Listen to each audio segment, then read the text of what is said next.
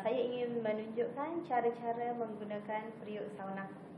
Okay, ni dia ada remote. Remote dia kena isi bateri lah. Tapi kalau tak nak guna remote pun kita boleh gunakan secara manual. Okay, mula-mula kita buka di sini. Okay. Ini adalah penutup kaca ni. Okay, penutup kaca ni. Okay, mulanya kita kena isi air minimum level M. Okay, ada level di sini. Memang kena isi minimum level M. Okey, jangan letak kurang daripada level M ni. Kena letak lebih tak apa, tapi jangan kurang daripada level M. Jadi kita isi air dan kita kena tutup penutup kaca ni. Okey. Okey, ni kita kena angkat dan kita klipkan macam tu. Dua-dua angkat dan tolak. Klipkan. Sebab memang wajib kena klip, sebab kalau tak, dia punya wap dia keluar, jadi sauna tak panas lah.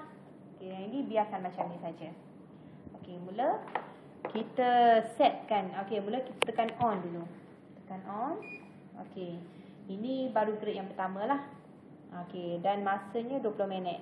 Dia grade ni dia ada temperature atau suhu dia ada 6 grade semuanya. Okay, temperature kita setkan. Okay, ini grade pertama. Ini grade kedua, ini grade yang ketiga, ini grade yang keempat, okay, ini grade yang kelima, dan ini grade yang keenam. Tiga-tiga lampu akan nyala. Ini grade yang paling panas. Okay, untuk permulaan sauna kita buat grade yang ketiga dulu. Okay, maknanya ini grade pertama, ini grade kedua, grade yang ketiga. Okay, satu lampu nyala kat high. Ini baru grade yang ketiga lah.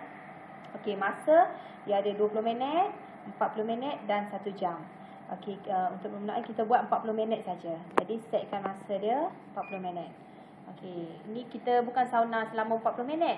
Ni masa kita setkan 40 minit ni, dia ambil masa nak rebus air, lepas tu wap dia tu mendidih, baru wap dia masuk dalam sauna. Jadi macam kita sauna dalam 15 minit macam tu lah, 15 ke 20 minit. Sebab dia ambil masa nak panaskan sauna ni 5 hingga 15 minit macam tu. Jadi dia akan on off sendiri. Dia akan jadi macam ni lah. Bila off ni, lampu dia klip-klip dekat middle. Itu makna dah off. Jadi kita boleh habis sauna lah.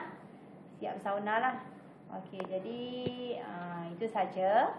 Jadi selamat bersauna menggunakan produk saunaku. Okay, terima kasih.